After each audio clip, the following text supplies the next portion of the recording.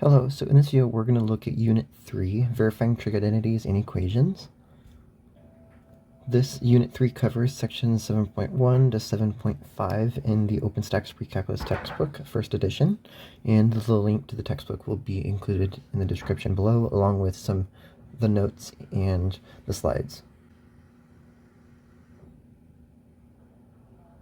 So let's look at some notes that can help us further do the rest of the problems in this section that we're going to be given.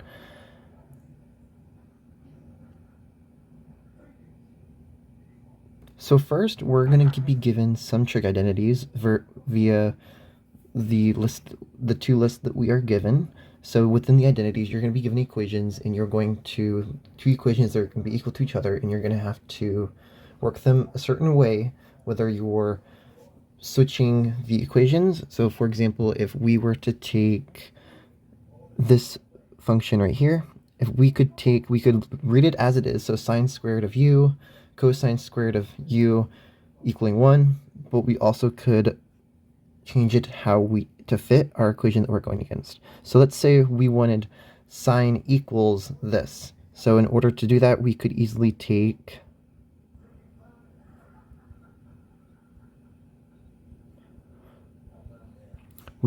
subtract the cosine squared, and we would have sine squared by itself. So we would just have sine squared is equal to 1 minus cosine squared u. And then we could use that through our equation. So you might remember or recall from an old video of mine that we know that sine of theta is equal to opposite over hypotenuse. And we also know that the sine trig function is the y value on the unit circle. For cosine of theta, we know that is adjacent over hypotenuse, and that is our x value on the unit circle. And for tangent of theta, we know that that is opposite over adjacent, and we know that is y over x on our unit circle. So we're going to be given an equation. We're going to have to work it some way where we can get an exact value that is on our actual unit circle. So we would break down our equation using the trig identities to get, let's say we wanted to get a pi over 6, plug it in. Let's say we have it for a sine. We would use the 3 over 2 as our value, or exact value. So let's work through some examples. And for the examples, you're more than welcome to pause or work them out with me. It's totally up to you.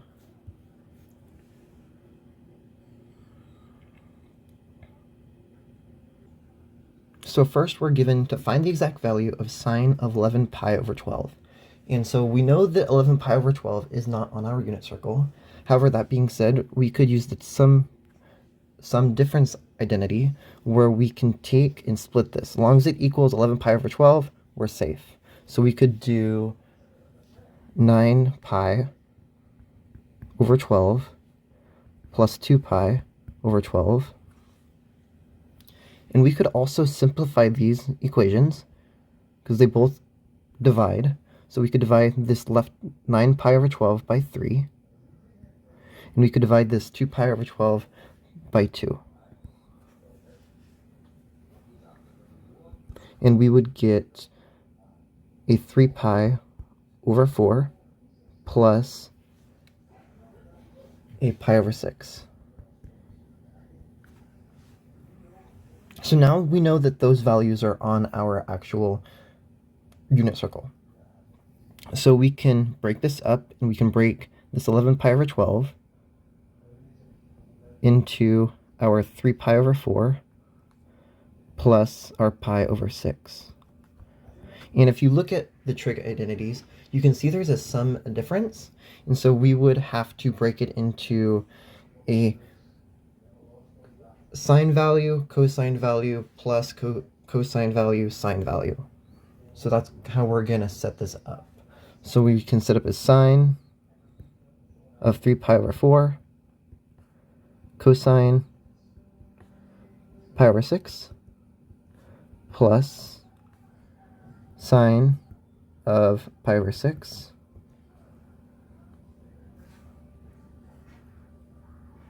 cosine 3 pi over 4. And if we look at our unit circle, we can see that 3 pi over 4 is 135 degrees. And since we want the sine, we want the y value. We can see that we will get a square root 2 over 2.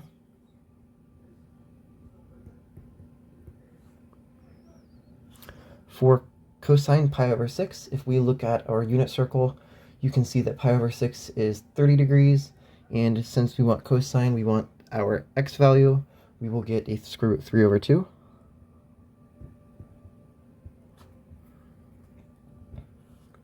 For sine pi over 6, we can see that again that pi over 6 is our 30 degrees, and we know that we want our y value, so we get 1/2.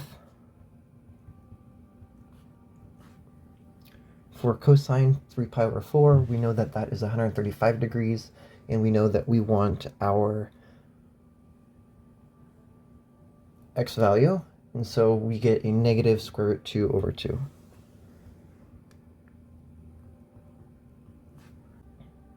Now it's a matter of multiplying our equations together. So if we multiply the left side, we will get a square root 6 over 4 plus a negative square root 2 over 4, or you could write it as square root 6 over 4 minus square root 2 over 4. And that would be your final answer. So now we're being asked to find the exact value using half angle identity cosine of 7 pi over 12. And so the half angle identity for cosine is this equation right here. So we want to use this in order to get our correct equation. So if we take 7 pi over 12 and we put it, being that's our theta or our function, we could do 7 pi over 12 over 2, because we can consider theta equal to 7 pi over 12. If we look at dividing fractions from an old algebra course, we keep the first one, flip the second one, change the sign. So 7 pi over 12 times 2 over 1. We know that we will get a 14 pi over 12. If we divide by 2, we get a 7 pi over 6. Now we can take cosine of 7 pi over 6 and use that into our half angle identity. So we have plus or minus the square root of 1 plus cosine of 7 pi over 6 all over 2. So we know that if we look at our unit circle, we will see that cosine of 7 pi over 6, because 7 pi over 6 in this case is 210 degrees, and for cosine we want our x value, so we will get a negative square root 3 over 2. And so we can substitute that in for our cosine of 7 pi over 6.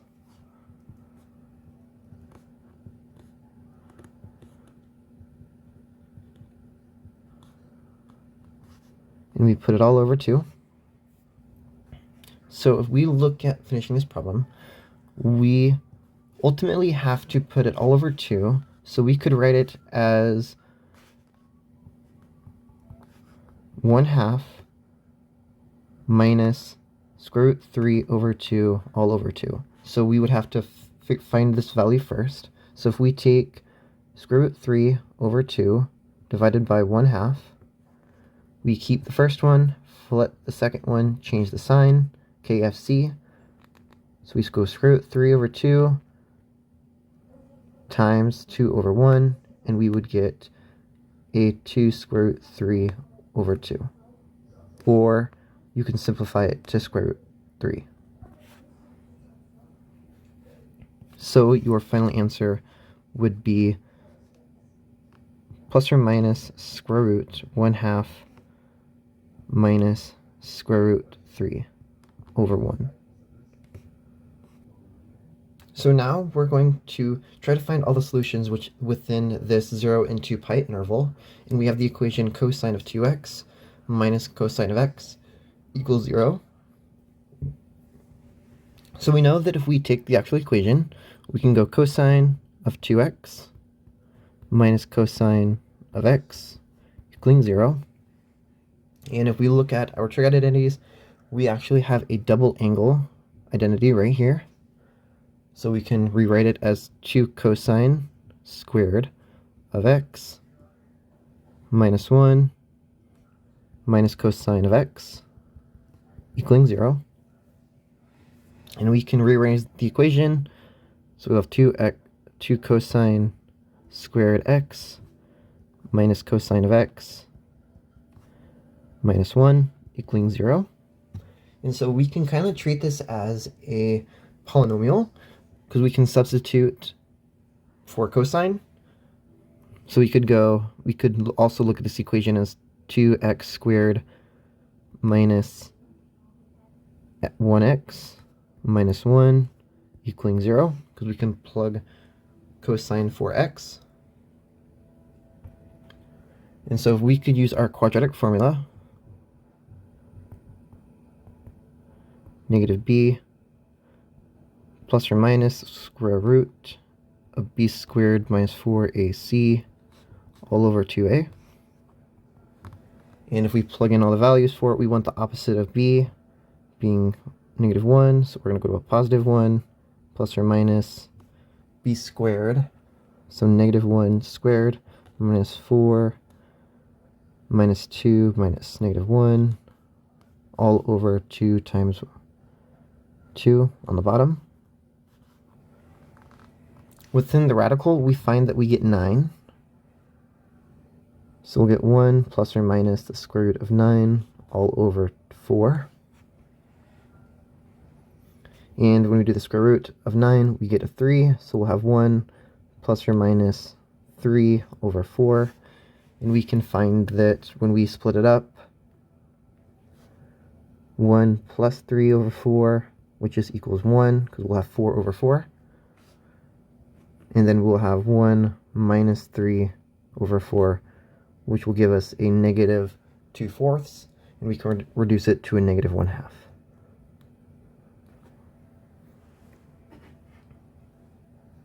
So now we can take those values and use our inverse to find out what our actual pi values are, because that will give us the sides. So if we take cosine of x equaling 1, we know that if we do the inverse, we'll have cosine of negative 1 to 1. We know that we will get 0. We can also do that for our other equation. So if we have cosine of x is equal to negative 1/2, and if we flip it, so inverse cosine of negative 1/2, we will find that we get 120 degrees and 240 degrees, or 2 pi over 3, or 4 pi over 3. And so our solutions for this problem would be 0, 2 pi over 3, and 4 pi over 3. So in this case, I'm going to work on the right side. So I'm going to try to get this right side of the equal sign to equal our left side. So we have plus cotangent of theta. And so if we look at doing the conjugate, where we are going to multiply by 1 plus cosine of theta on the top and the bottom,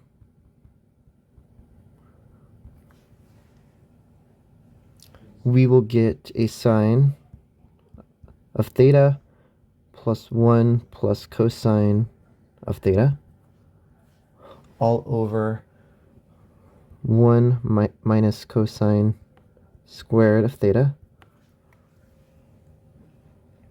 If we look at our Pythagorean identity, we can see that when we do this equation, like we talked earlier in the notes, we have sine squared of u equaling 1 minus cosine squared of u. We can now use that to our advantage.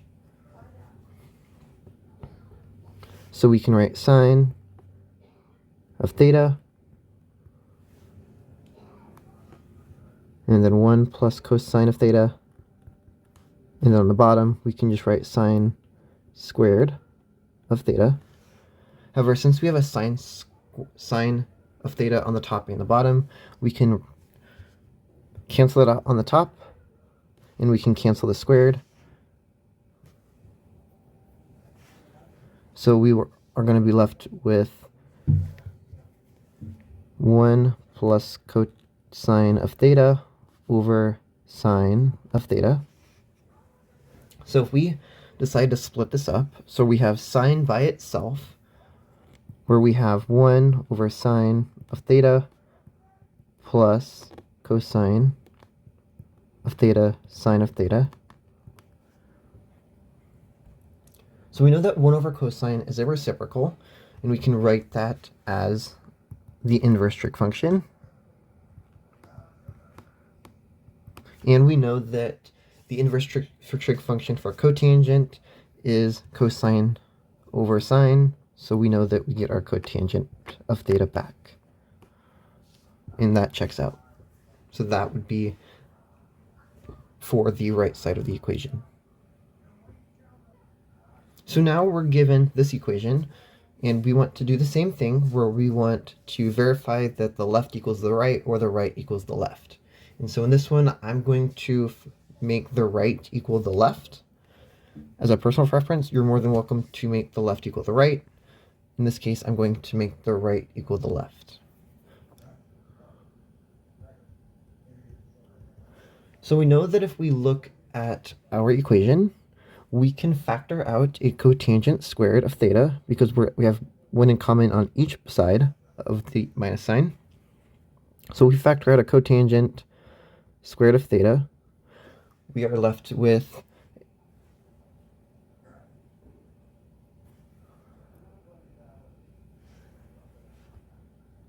the inverse trig function squared of theta minus 1. And then we can look at our Pythagorean identity, and we can see that this inside the parentheses will equal cotangent squared.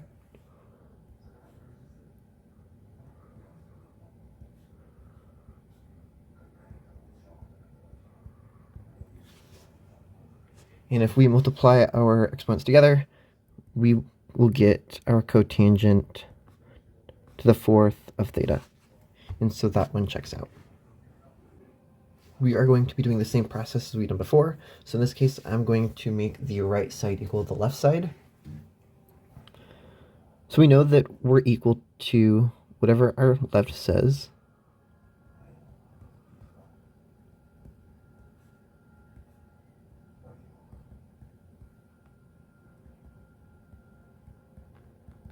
And if we look at our trig identities, we will see that we can rewrite this as 1 plus cosine of theta over sine of theta plus sine of theta over 1 plus cosine of theta.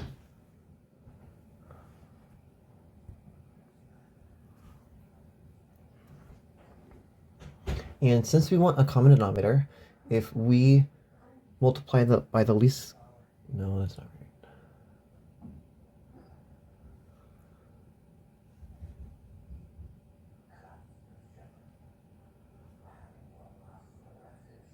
And so since we know that we want a least common denominator, and we can set that be sine of theta and 1 plus cosine of theta. We can multiply those in.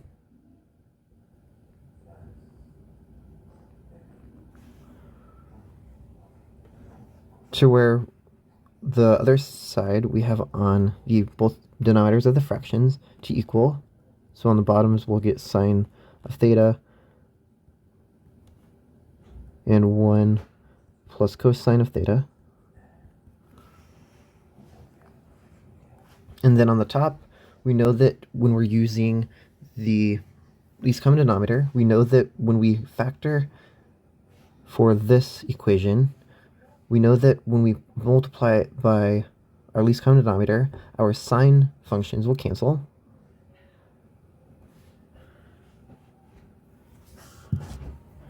And we will be left with 1 plus cosine of theta squared.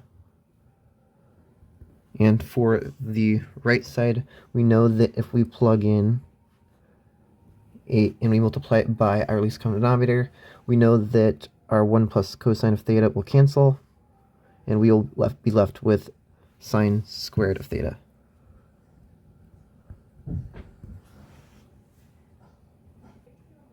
And we know that if we look at our identities, we can see that we have a Pythagorean identity for sine squared of theta, and so we can rewrite it as cosine squared theta plus sine squared of theta.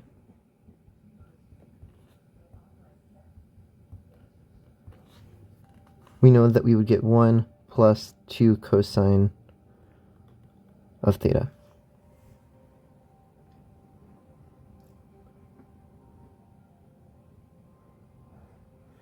We can combine like terms, and we would get a 2 plus 2 cosine of theta all over sine of theta in parentheses 1 plus cosine of theta. And we can see that if we factor out a 2,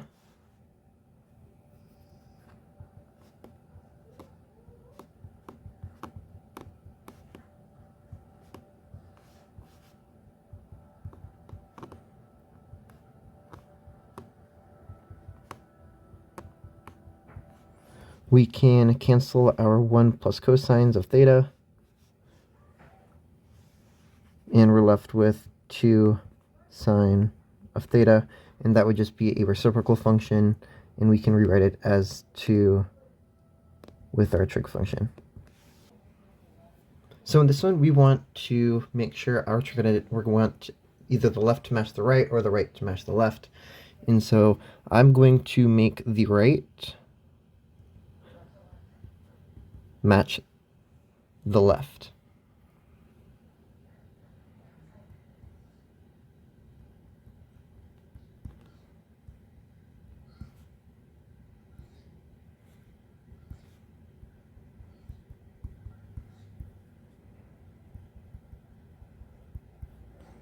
So we know that we want our fractions to be with the same denominator, and in this case we don't. And so if we look at the least common denominator, our LCD, we know that it's going to be sine of theta and 1 plus cosine of theta. So if we multiply our entire equation, or our right side of the equation, equal to sine, or LCD, square of theta, 1 plus cosine of theta. We know for the left side of our fraction that if we plug in using our LCD, that our sine functions will cancel.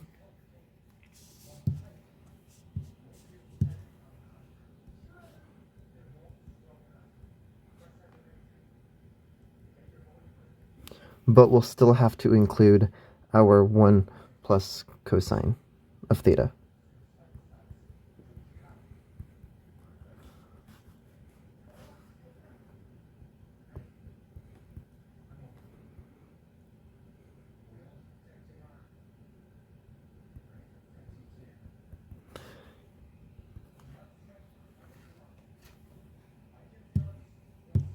And for the right side, we know that if we plug in our LCD, we know that our 1 plus cosine will cancel. We know we will have two sine functions on the right side.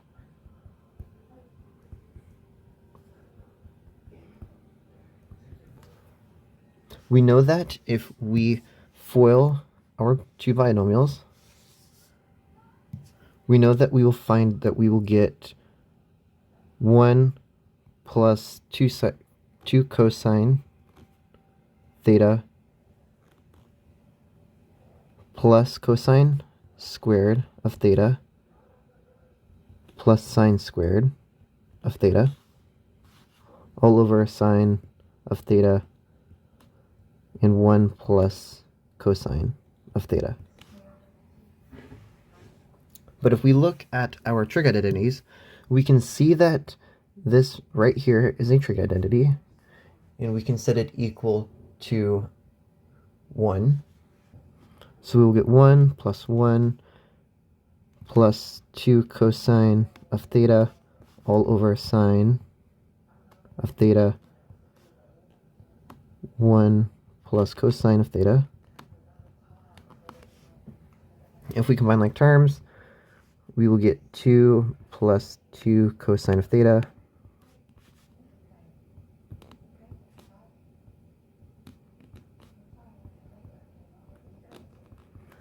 and if we factor out a 2,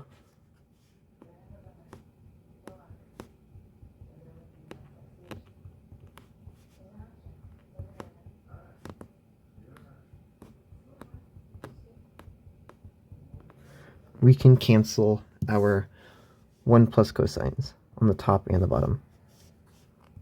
And so we get a 2 over sine of theta. And if we look at our reciprocal of our trig functions, we can see that that is equal to 2 cosecant of theta.